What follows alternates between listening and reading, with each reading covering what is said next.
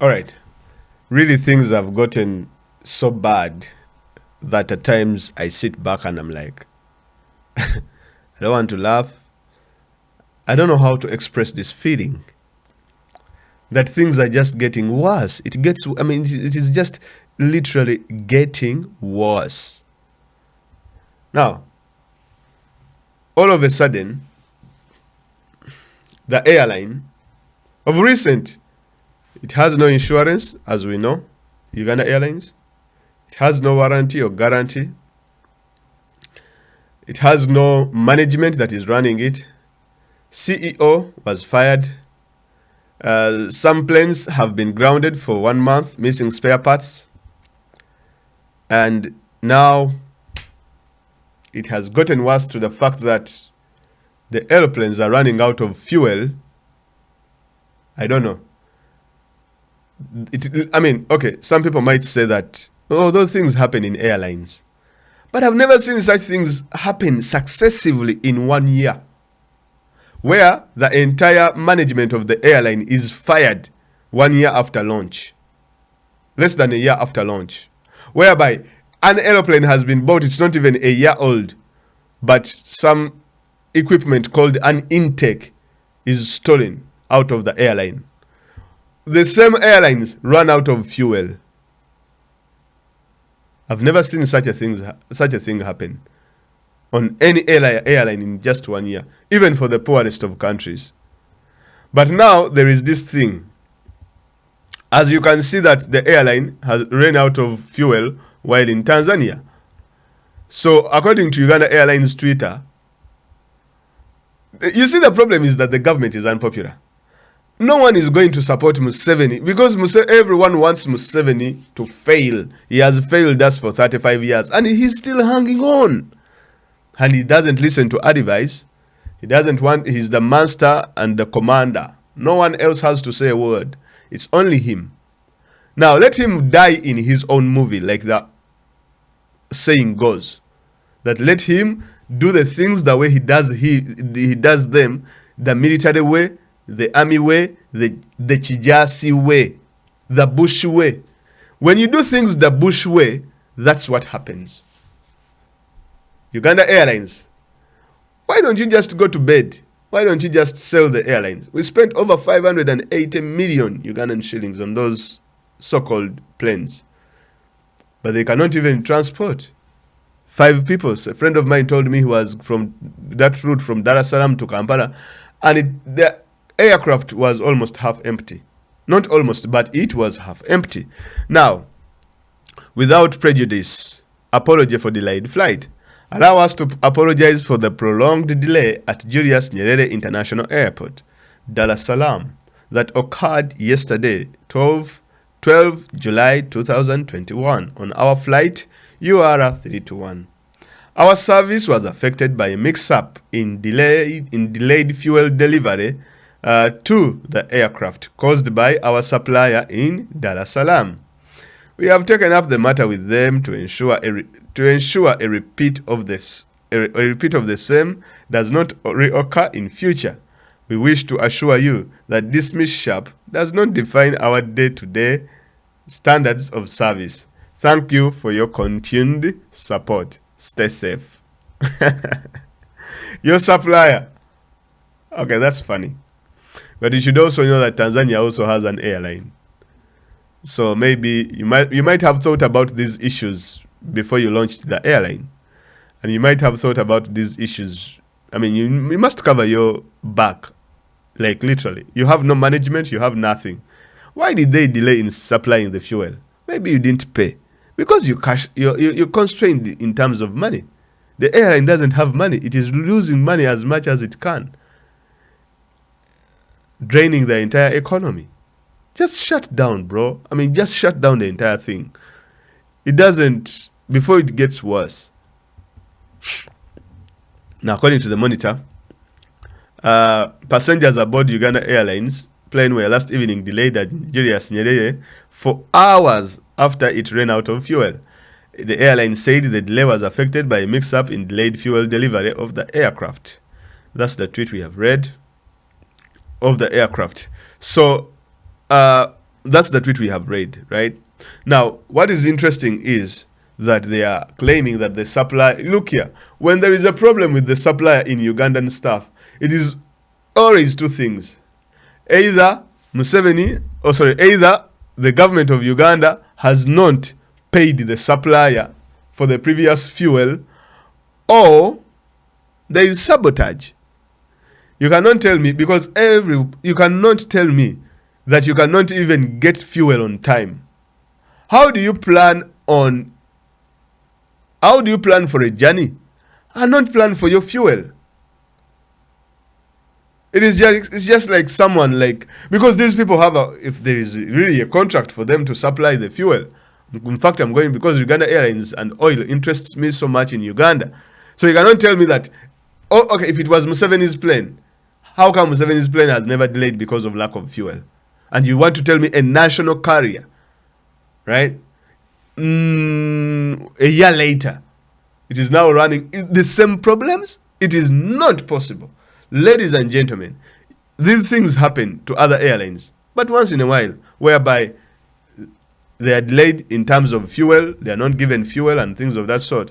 But we should understand, right? Because, okay, the Daily Monitor says that they were stranded for hours. Any of you watching this video, and if you are not flight, please reach out, because we want even to know how many hours. Regardless of what you say about the airline, this really shows that things are really bad. Let me tell you, I've told people, you do the research. Airline businesses in Africa do not work.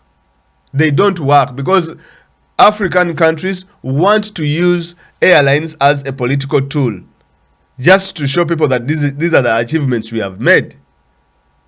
Like, most people might come out and say, oh, these are the hospitals we have built, these are the roads we have built, so please vote for us again. That is stupid. So what is the role of government if at all it's not to build roads and schools? Now, for airlines, if you look at airlines like the South African airline, they are losing money. The one in Zambia, it closed down a few years ago, 2 years ago, I think. They had their last flight, they closed it down. KQ, Kenya Airways, the biggest airline in East Africa, is also losing money. Rwanda Airline gave up and they had to enter into some sort of an agreement or a consortium, I think, with Qatar Airways. Tanzanian Airline is struggling. Nigeria revived theirs. Nigeria has the biggest population in Africa, but they also cannot keep their airline running because it is draining so much money out of it. You're not only going to carry Nigerians. The only country that has figured out how to profit from airline business, it is Ethiopia. Only Ethiopia has managed to figure it out. And it is because in Ethiopia that the airline sector is a sector that they are proud of, and it is not actually touched. Anything else can be touched, but the Ethiopian Airlines is not touched. Ethiopia can go to the worst, like go into natural disasters, famine, and all this kind of stuff. They go through political turmoil, but the airline still makes it. Kenya Airways had created their airline on that particular model, but unfortunately, it also got caught up. I remember they launched the route from Nairobi to New York, straight, direct route. After a couple of months, they had to cut back on the route because they had, like, I think 3 days in a week where they would go to New York, direct flight. But then they realized that it was not profitable because the aeroplane was almost half empty. So they gave up.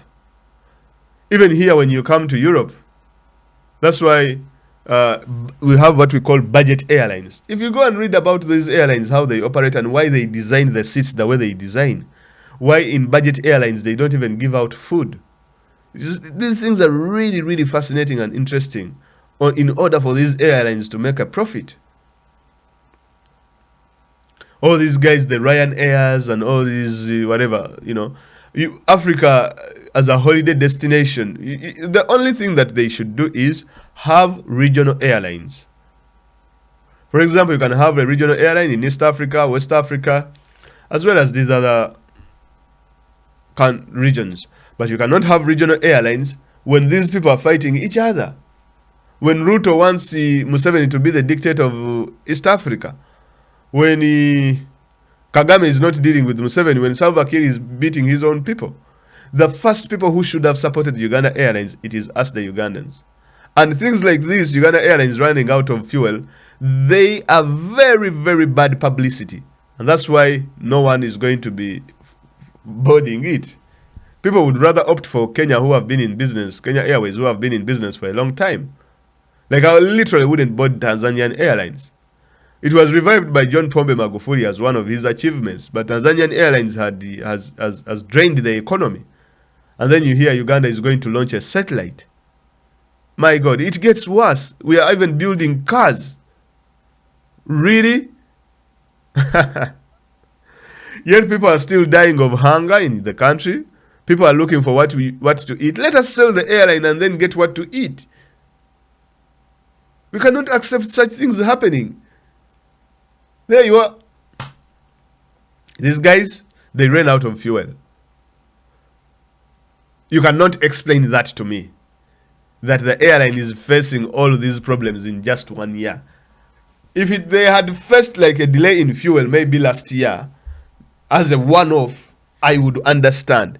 But brother, you cannot tell me that the airline, which has no CEO, which has no management, where corruption, nepotism, tribalism was uncovered, and now you want to tell me that the lack of fuel in the lack of the delay in delivery of fuel at Uganda Airlines in Tanzania by their supplier is something that is faced by everyday airlines? You wouldn't lie that to me, who has spent so much time at least making research about airlines in the country. The intake was stolen out of one of the aircrafts, and no one is there to account for it. No insurance, no guarantee. How can you run an airline without management? Really? Because what happened was, the people working in the Ministry of Transport and all this kind of stuff, they wanted them to be suppliers. They inflated the prices of the airline. Whatever. They inflated the prices of particular particular items or equipments, like 3 times more. And then they also wanted to take up the jobs. They wanted to be the board chairman. They wanted to be the human resource managers. They wanted their children to work in the airline. These people who had access. Let me tell you, ladies and gentlemen, nepotism, tribalism can never benefit a state. All it leads to the downfall of that particular country. Because these people will hire people who are incompetent and they don't know what they are doing. The professionals and people who deserve those jobs will be left out. And then you get substandard people. And when you get substandard people to run an airline, a national carrier like this one, well, those are the things that you get within a year. No fuel, intake stolen, no management, intrigue, and so on and so forth. Corruption becomes rampant. Are you surprised? Well, don't be surprised, because the picture you see down there is the true description of how Uganda Airlines, what the airline is going through today. This is what I told people as a wind-up. That look here, Uganda did not need to revive the airline. We didn't need to take that loan. For what?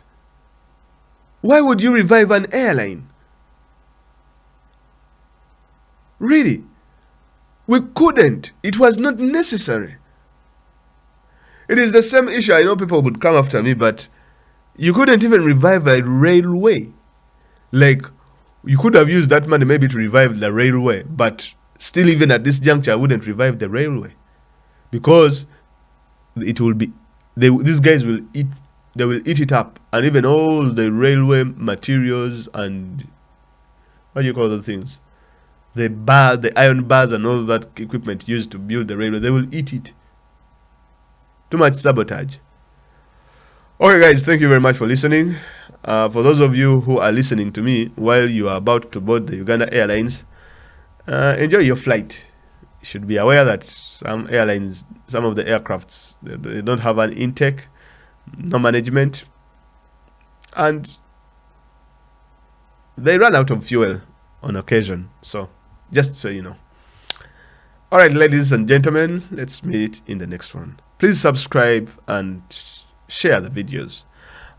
Soon we shall be starting to do a series of Ugandan history on this channel.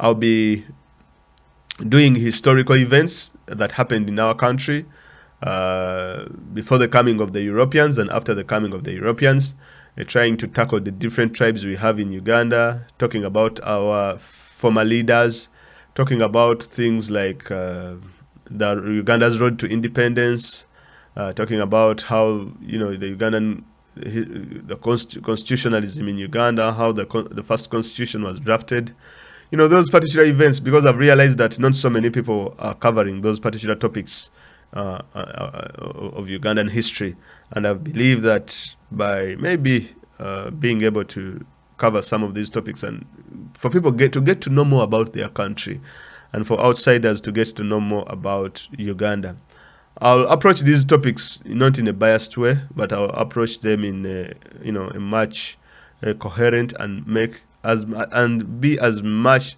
positive as I can in this particular aspect. Because most people have said that, oh, you are very critical of this, very critical of that. It's not that, because look here, there is nothing I have to say, man. What can I say when people are being murdered and killed? It's really sad. But I'll take a journey at least every week, or once or twice a week, or, you know, here and there. It will depend on how people receive these videos. But I'm looking to be doing videos on Uganda as a country and our history, and most of the things that are not talked about in normal, on the mainstream media and all this kind of stuff. All right, have a blessed one and enjoy the rest of your day.